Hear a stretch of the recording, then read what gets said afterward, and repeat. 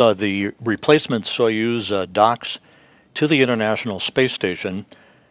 The three crew members who will ride it home, Rubio, Prokopiev, and Patelin, will transfer their Soyuz seatliners. Prokopiev and Patelin will move his Soyuz seatliner from the damaged Soyuz Ms-22 over to the new Soyuz Ms-23, and Frank Rubio, who temporarily moved his Soyuz seatliner over to the Crew Dragon Endurance, which is docked to the International Space Station, will similarly move his Soyuz seatliner over to the new Soyuz.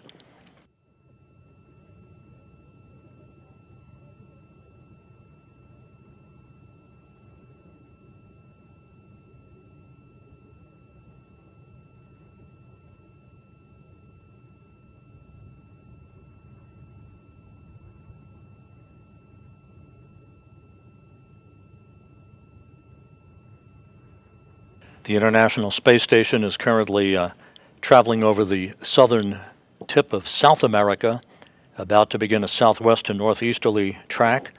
In an orbit inclined 51.6 degrees to either side of the equator, the Soyuz booster, of course, will launch and then arc out to the northeast over the Central Asian desert, heading for its preliminary orbit, with spacecraft separation scheduled 8 minutes and 49 seconds after launch.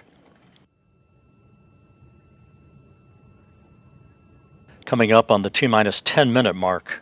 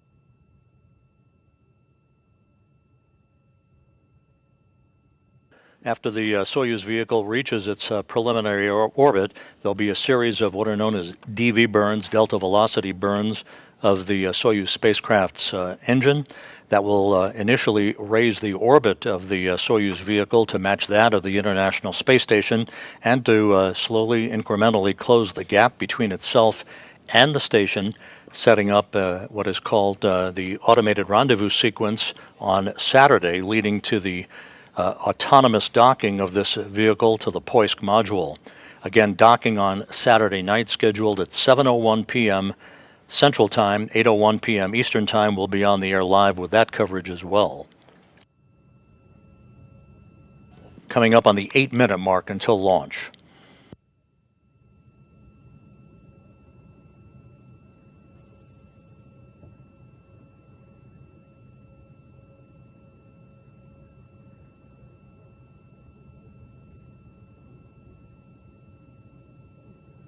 T-minus 8 minutes and counting.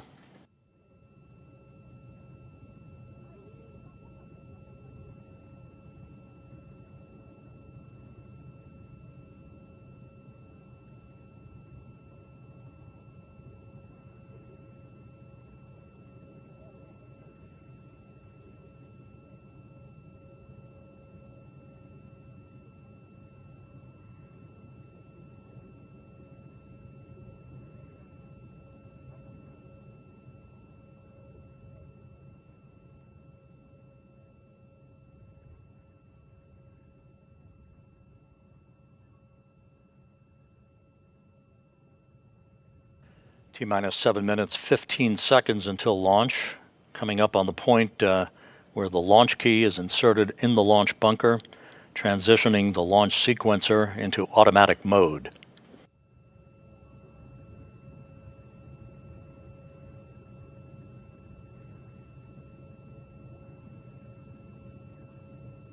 The The launch taking place a little more than 2 hours before sunrise on Friday morning in the Central Asian desert.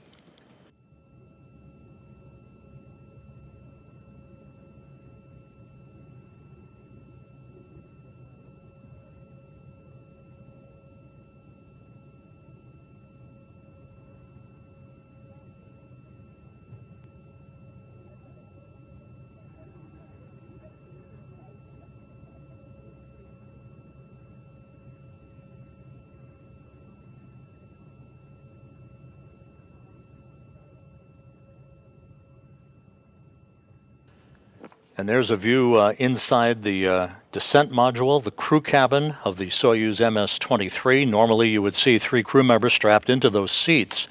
And there's a zero-G indicator that will be the ride home for Prokopiev, Petelin, and Rubio later this year.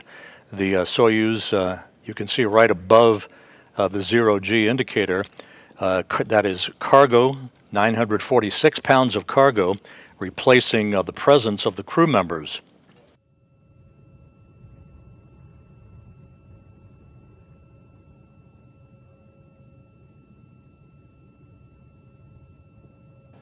T-minus 5 minutes, 30 seconds until launch. The range is clear at Baikonur.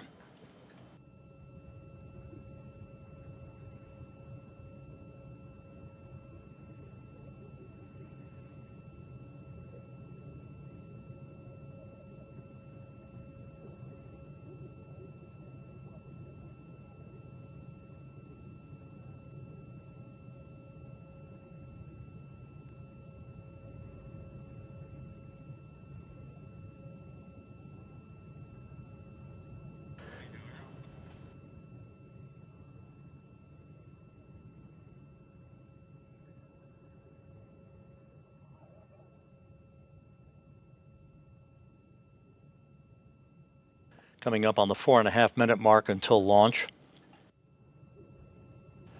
Onboard systems will be switched to what is called onboard control, and recorders are being activated.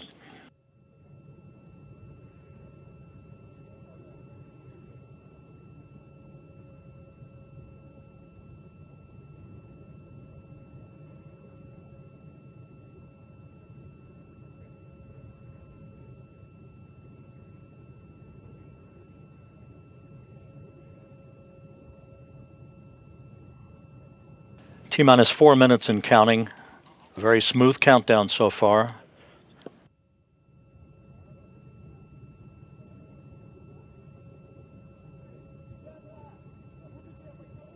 The first stage of the booster is being replenished with fuel. That ground propellant feed will be terminated about a minute and a half before launch.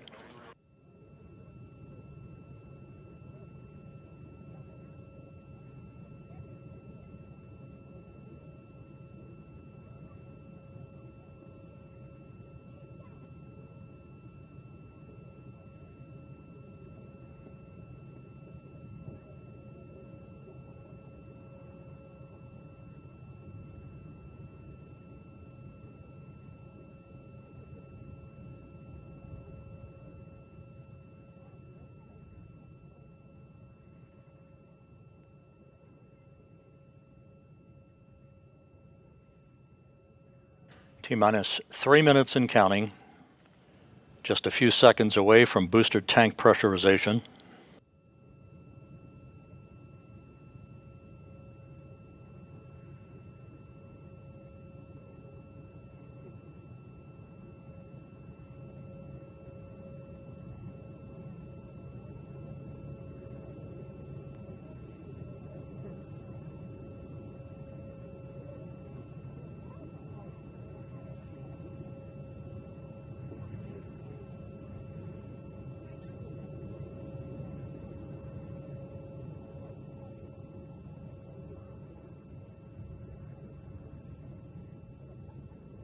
And the tanks have now been pressurized. Once again, this optimizes the flow of fuel and adds structural support to the rocket as it sits on the pad. T-minus 2 minutes and counting till the launch of the uncrewed Soyuz Ms-23.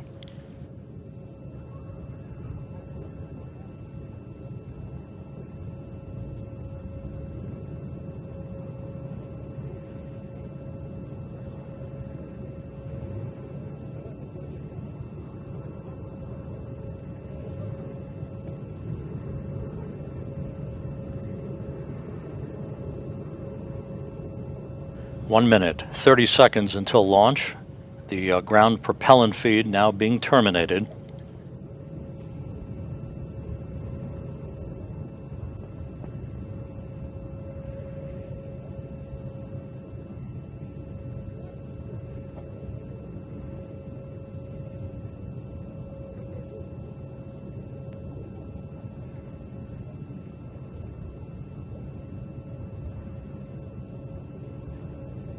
T-minus 1 minute. Auto sequence start initiated.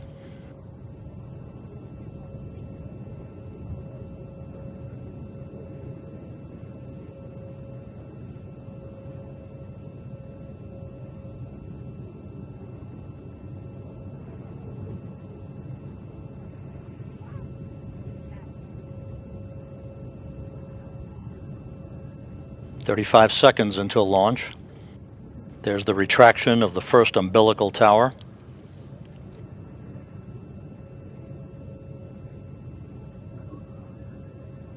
The second umbilical will retract in just a few seconds, initiating the engine sequence start.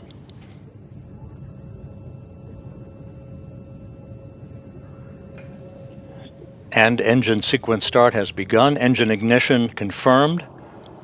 The engine's throttling up. Now at full throttle. Turbo pumps at flight speed and liftoff. A new ride back to Earth for Rubio, Prokopiev, and Patelin takes aim on the International Space Station.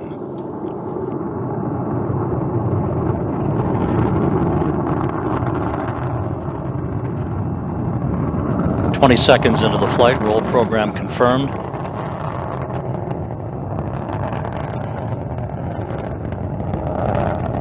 Engines reported to be operating normally from the blockhouse at Baikonur. 38 seconds into the flight. The Soyuz arcing out to the northeast. Good structural stability on the vehicle.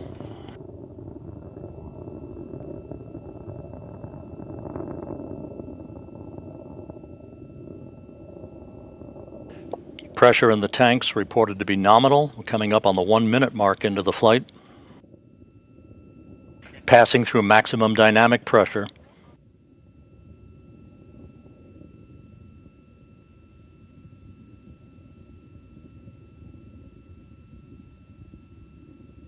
Flight reported to be going by the book, 1 minute, 20 seconds into the flight.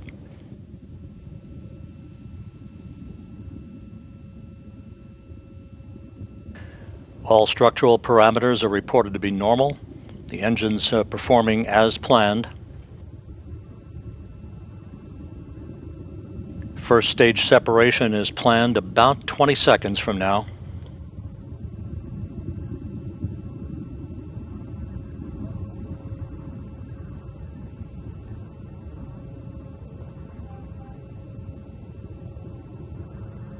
Standing by for first stage separation.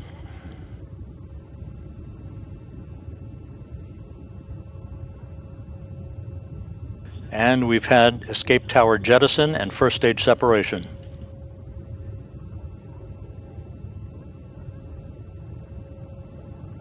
The Soyuz traveling 4,500 miles an hour, 29 miles in altitude, 29 miles downrange, coming up on the 2.5 minute mark into the flight.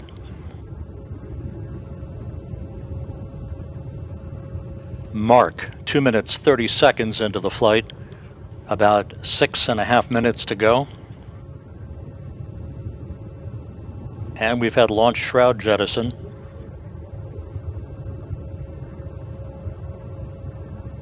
This view now from a television camera on the upper stage of the Soyuz booster.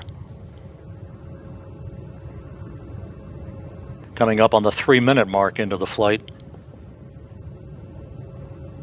Less than 6 minutes of powered flight remaining.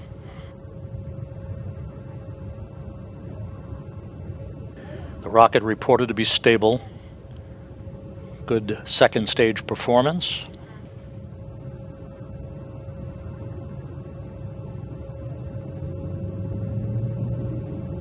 Liftoff time was confirmed at 6:24 and 29 seconds p.m. Central Time. 5:24 and 29 seconds a.m. Baikonur time on Friday morning. 3 minutes 40 seconds into the flight.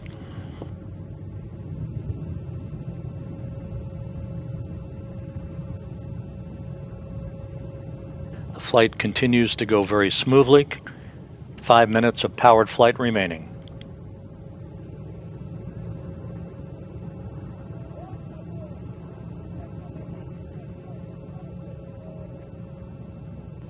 Four minutes into the flight, the Soyuz traveling 7,400 miles an hour, 81 miles in altitude, 190 miles downrange from the Baikonur Cosmodrome. Roll, pitch, and yaw reported to be normal.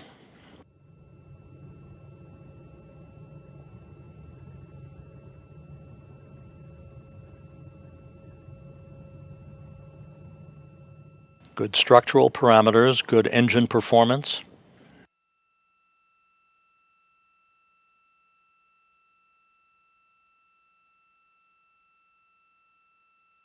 Coming up on second stage separation.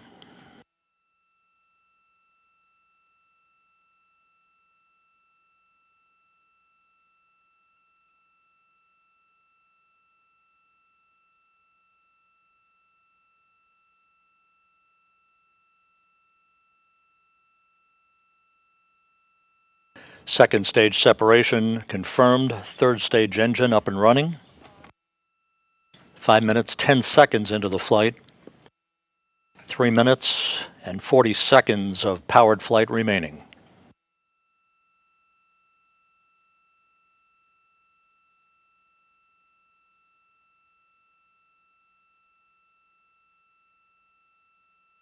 Five and a half minutes into the flight. The Soyuz now traveling just over 10,000 miles an hour, 106 miles in altitude, almost 400 miles downrange from the Baikonur Cosmodrome. 3 minutes of powered flight remaining. All structural parameters continue to perform as planned, as is the third stage engine.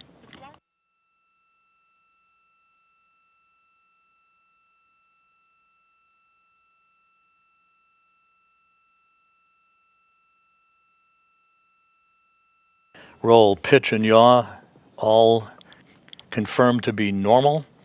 Good engine performance.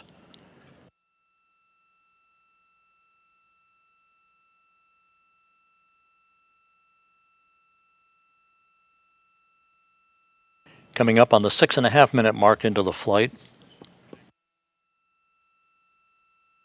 Less than 2.5 minutes of powered flight remaining.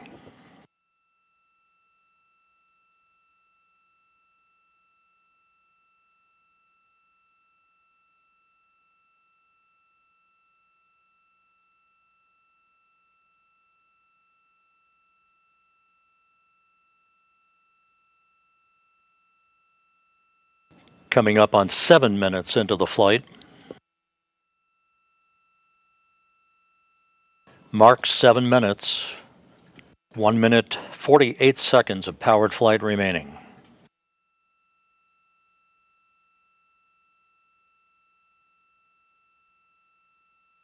Soyuz now traveling some 13,000 miles an hour, 122 miles in altitude.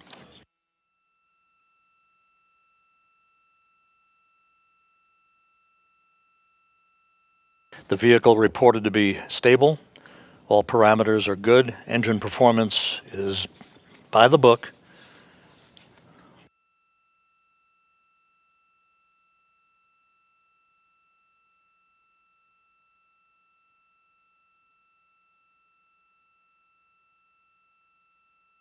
Seven minutes, 48 seconds into the flight, 1 minute of powered flight remaining.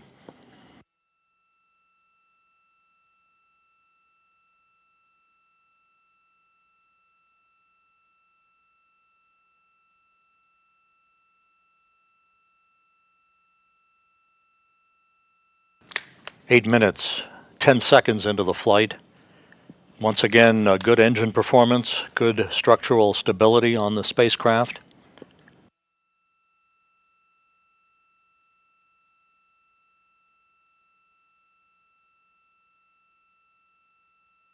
Now 8.5 minutes into the flight, less than 30 seconds until third stage separation.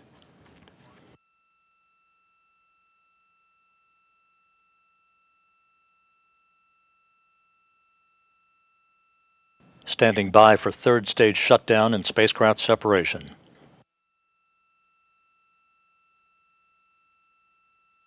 Third stage shutdown and spacecraft separation.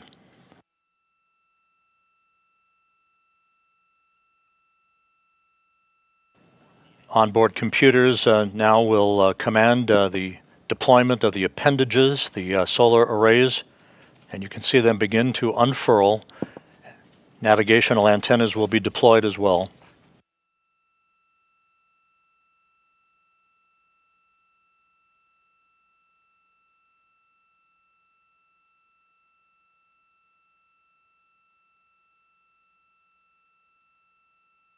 And we now have confirmation that all appendages have been deployed, the solar arrays deploying as planned, as are all the navigational antennas.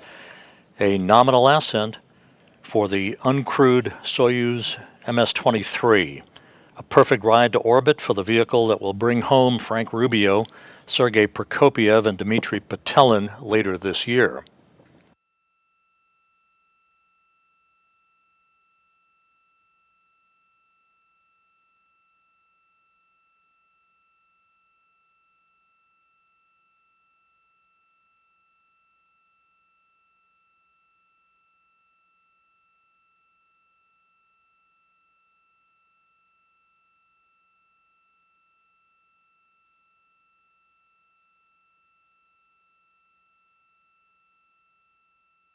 And there's our first view from the external crosshead engineering camera on the Soyuz Ms-23.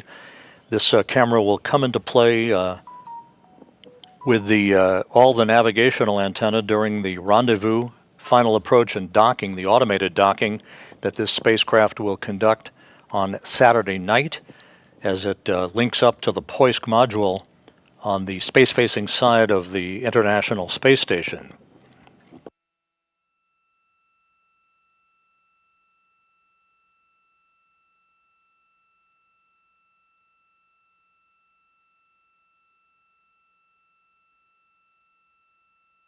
So once again, the uncrewed Soyuz Ms-23 spacecraft atop the Soyuz 2.1A booster lifted off on time from Site 31 at the Baikonur Cosmodrome in Kazakhstan at 6:24 and 29 seconds p.m. Central Time, which was 5:24 and 29 seconds a.m. Baikonur time on Friday morning. It took just under 9 minutes for the three-stage Soyuz booster to do its job. Everything was perfect all the way up, with spacecraft separation coming at the 8-minute 49-second mark into the flight, followed seconds later by the deployment of the Soyuz's solar arrays and its navigational antennas.